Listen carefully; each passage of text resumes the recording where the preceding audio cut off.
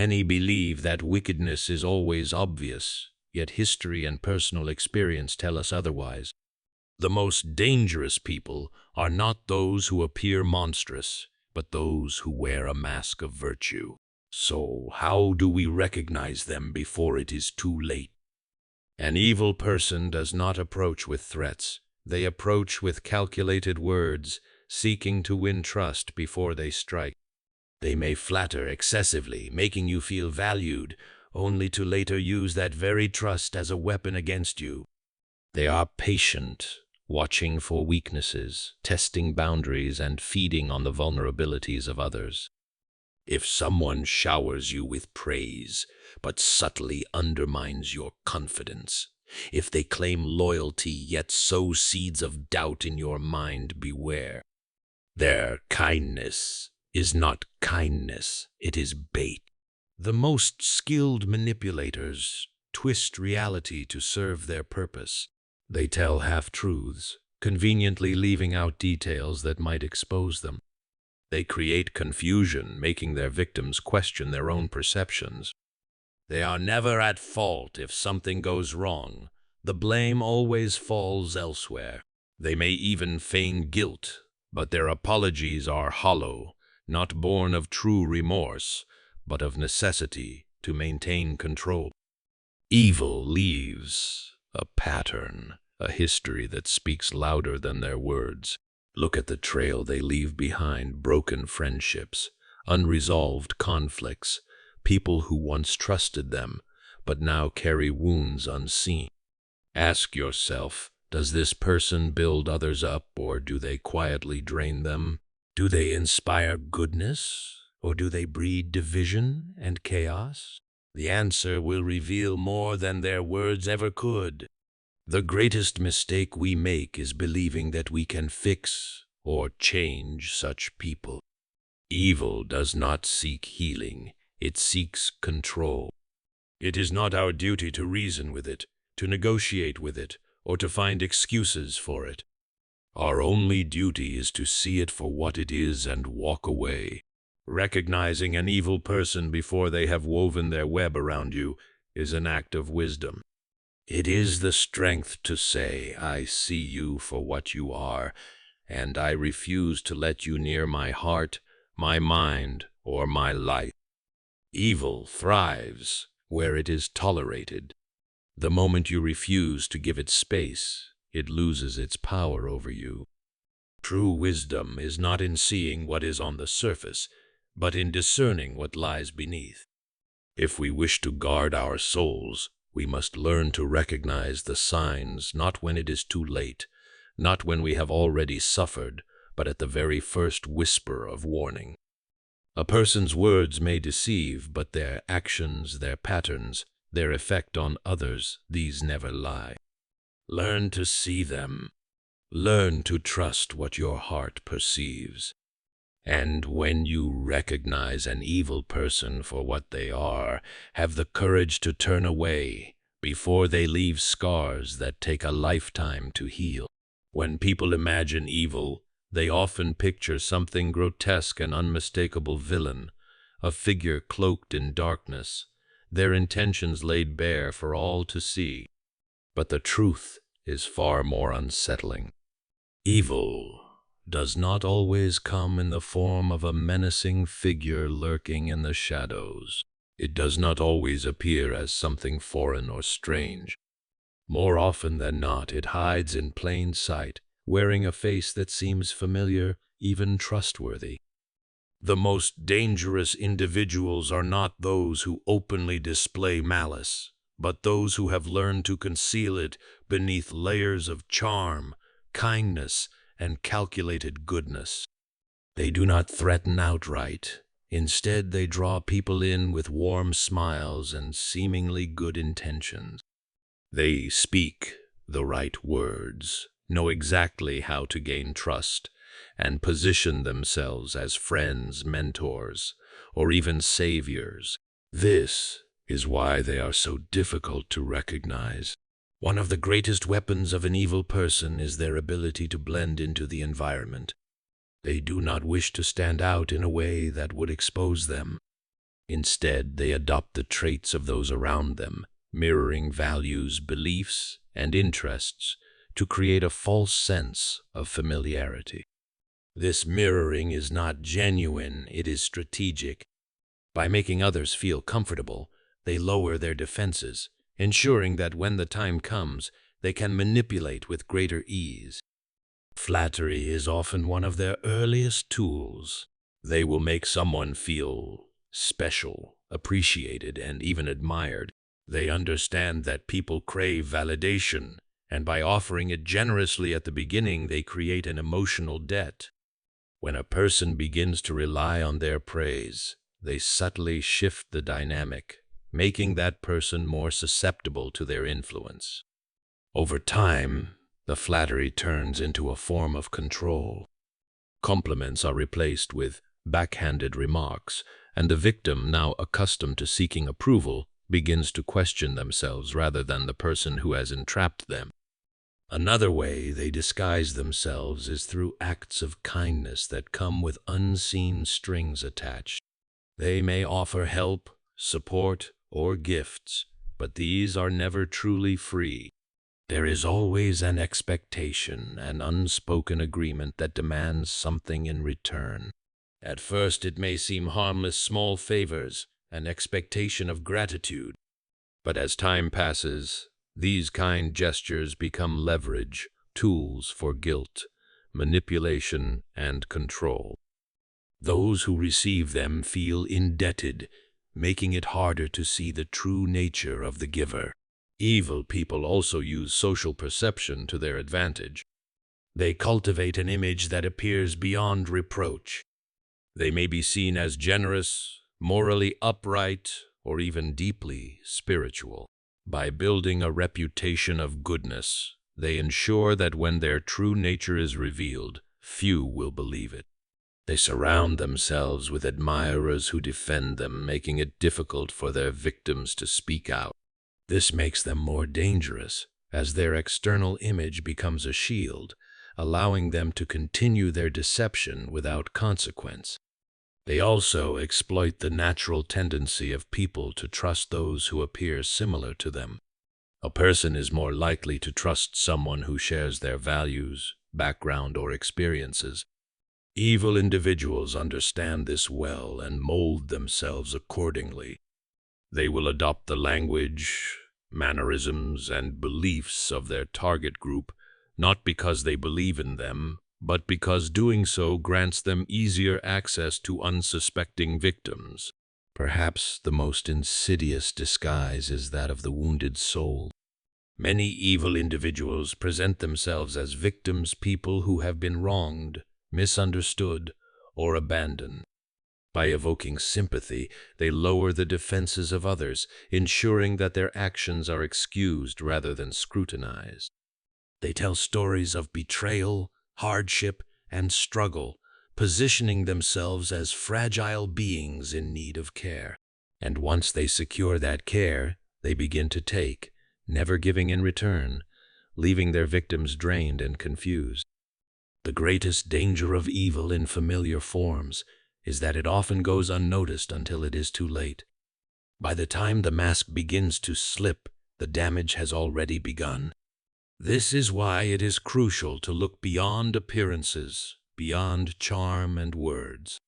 Watch for patterns, for inconsistencies, for the moments when kindness feels like a performance rather than a reflection of character. Evil is not always obvious, but if one looks closely, the signs are always there. Manipulation is not always loud or aggressive. It is often quiet, gradual, and insidious. An evil person does not exert control by force alone, but by weaving a web of deception so intricate that their victims do not realize they are being controlled until it is too late. The most effective manipulators are those who make others believe they are acting of their own free will, even when every step has been carefully orchestrated. Deception is the foundation of manipulation. An evil person rarely tells outright lies. Instead, they distort the truth just enough to make it misleading. They omit details, exaggerate certain aspects, and plant false ideas subtly so that others come to the right conclusion on their own. By allowing their victims to believe they have reached an independent decision, they remove suspicion while maintaining full control over the narrative. Gaslighting is one of the most powerful tools in a manipulator's arsenal. This technique involves making a person doubt their own reality, their memories, and even their sanity. They will deny things they previously said or did, twist conversations, and make the victim feel as though they are overly sensitive or irrational. Over time, this constant invalidation wears a person down, making them more reliant on the manipulator's version of reality. When someone questions themselves enough, they become easier to control. An evil person also knows how to use guilt as a weapon. They frame themselves as victims, ensuring that those around them feel responsible for their pain. Even when they are the ones causing harm, they twist the situation so that others feel the need to apologize, make amends, or compensate for an offense that was never theirs to begin with. Guilt is an effective chain. It keeps people bound long after they should have walked away. Emotional highs and lows are another form of control. Manipulators do not always act cruelly. In fact, they can be incredibly kind and affectionate when it serves their purpose. This creates confusion. When a person alternates between warmth and coldness, it keeps their victim off balance. One moment, they feel cherished and valued. The next, they are discarded or punished. This unpredictability creates a cycle of dependency, where the victim desperately tries to win back the affection they once received, not realizing that the game is rigged. Silence is also a powerful tool. Instead of engaging in open conflict, an evil person will often withdraw, giving their victim the silent treatment. This is not mere avoidance. It is a calculated move designed to create anxiety and insecurity. The victim begins to feel as though they have done something wrong, even if they have not. They seek reconciliation, often at the cost of their own boundaries, simply to restore the connection. This places the manipulator in complete control, forcing the other person to work for their approval. A skilled manipulator understands the value of isolation. They will subtly plant doubts about the victim's other relationships, suggesting that certain friends or family members are untrustworthy. They create divisions, fabricating conflicts that push their victims further into dependence on them alone. The more isolated a person becomes, the easier they are to manipulate, as they have no outside perspective to counter the lies they have been fed. Feigning innocence is another common tactic. An evil person rarely admits to their wrongdoings. Instead, they play dumb, pretending they do not understand what they did wrong.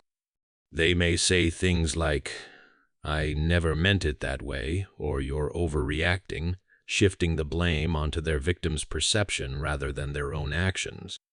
By doing this, they avoid accountability while making their victim feel as though they are the problem. An evil manipulator also knows how to use generosity as a trap. They will do favors, offer gifts, and extend kindness, but these actions are never truly selfless.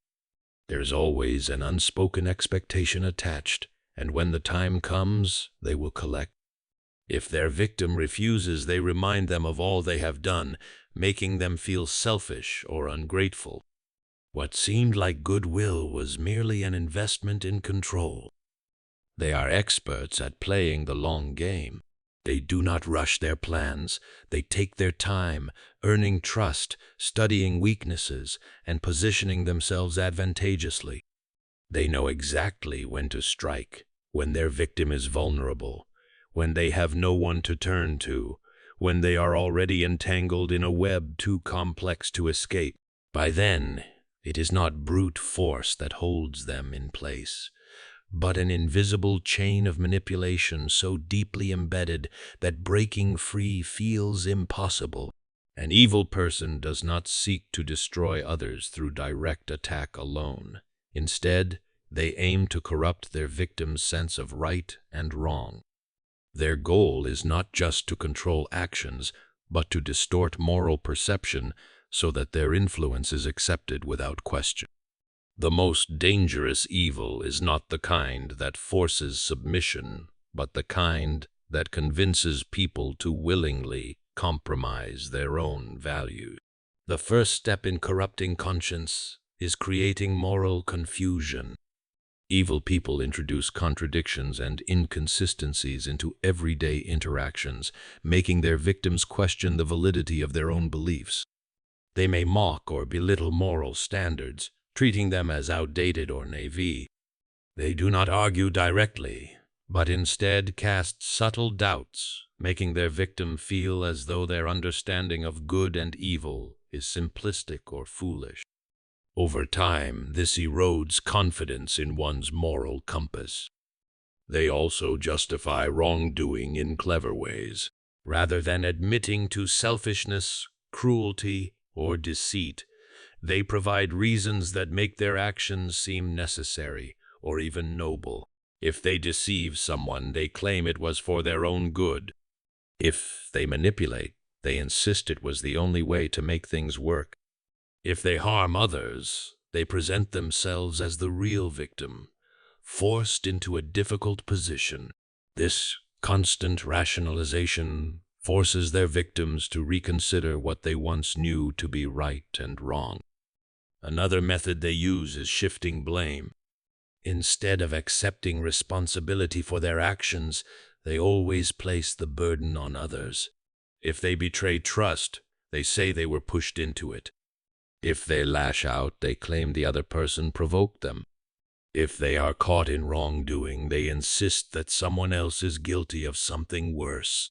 This tactic forces their victims to excuse their behavior, making them complicit in the corruption process.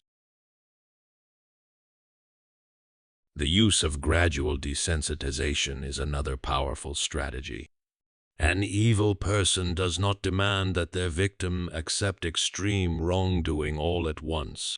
Instead, they introduce small compromises, each one slightly bending moral boundaries. What begins as a minor deviation soon becomes normalized, and once that happens, the next step into moral darkness is easier to justify. By the time a person realizes how far they have strayed, they have already been conditioned to accept things they once would have rejected outright. Guilt and shame are also powerful tools.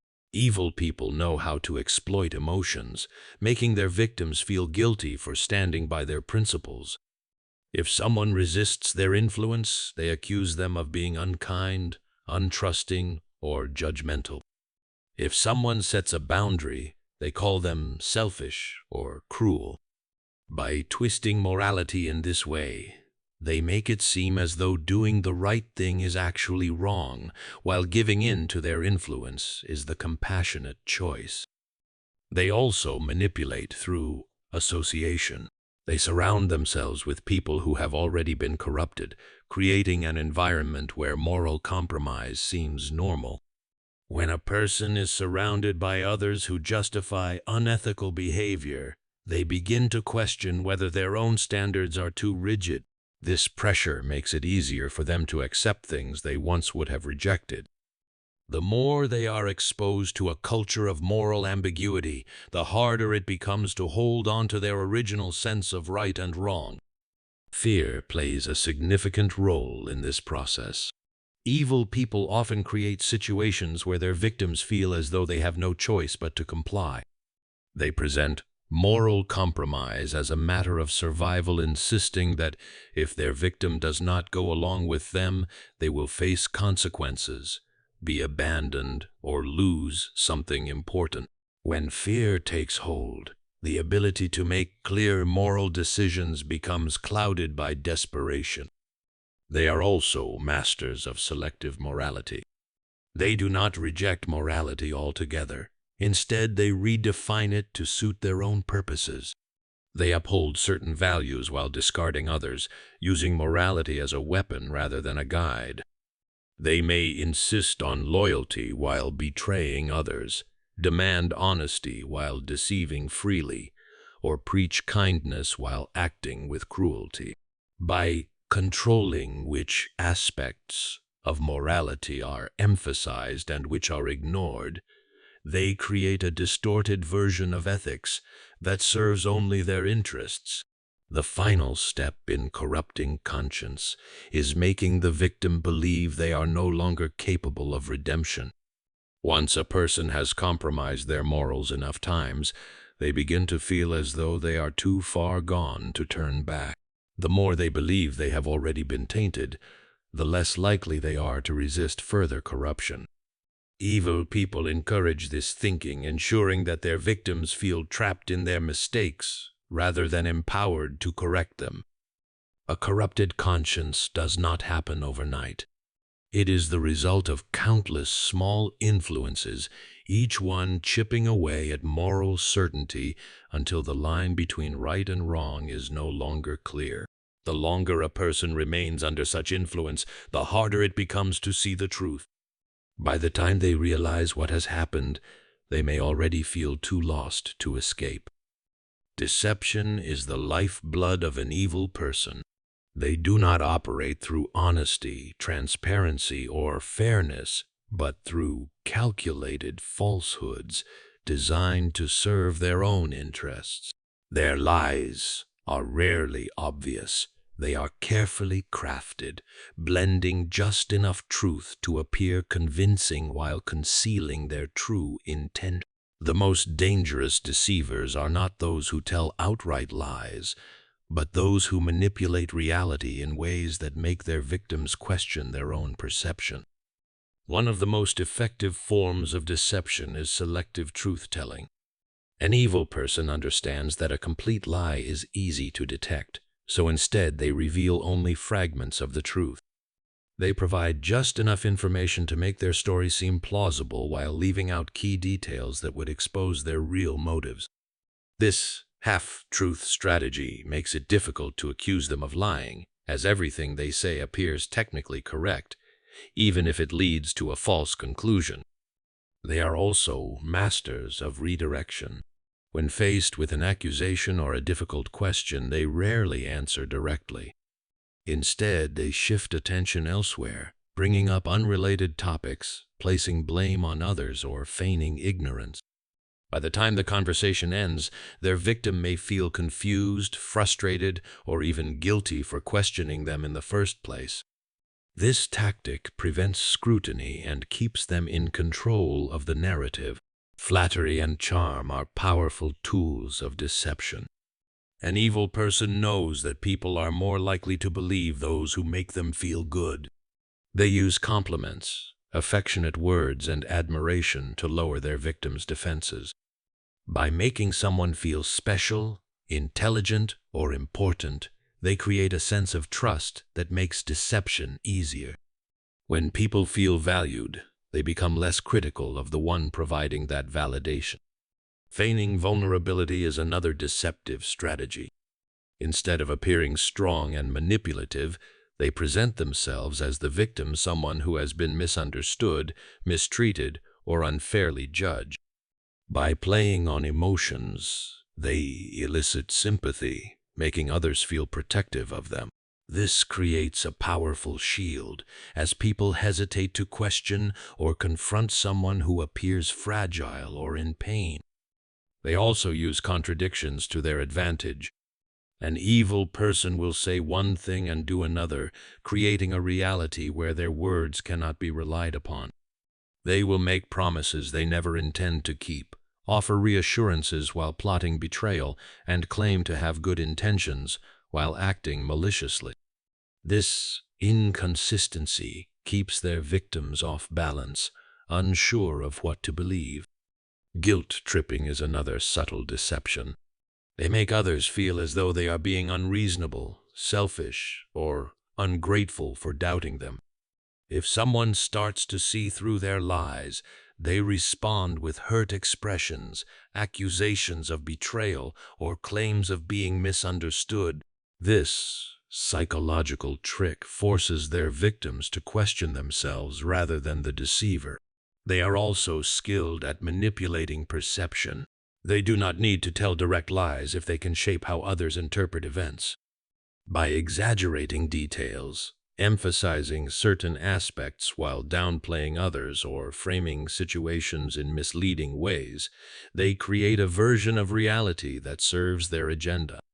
Others may believe they are making independent judgments, not realizing that their perception has been carefully guided. Omissions are just as powerful as direct lies. An evil person understands that the truth does not always need to be distorted. It simply needs to be incomplete. They leave out crucial details that would expose their true motives, ensuring that their victims make decisions based on partial information. This allows them to manipulate outcomes without ever being caught in an explicit falsehood. They also use social deception, crafting an outward image that contradicts their true nature. They present themselves as kind, generous, or morally upright, ensuring that when their victims begin to see the truth, others will refuse to believe them. This creates a powerful form of isolation, as those who try to expose them are dismissed as liars, troublemakers, or overly suspicious. Fear is another weapon in their arsenal. They use subtle threats, implying consequences without stating them outright. By creating an atmosphere of uncertainty, they make others hesitant to challenge them. This fear does not always take the form of direct intimidation. It can be as simple as suggesting that questioning them will lead to loss, rejection, or harm. Gaslighting is one of the most devastating forms of deception. An evil person will manipulate reality to such an extent that their victim begins to doubt their own memory, perception, and sanity. They will deny past events, contradict previous statements, and make their victim feel as though they are imagining things. Over time, this erodes confidence, making the victim more dependent on the manipulator's version of reality. Their deception is not chaotic or impulsive. It is deliberate and strategic. Every lie, omission, and manipulation is designed to serve a larger purpose, ensuring control, avoiding accountability, and maintaining power. Those who fail to recognize the depth of their deception often find themselves trapped in a world where truth becomes impossible to discern.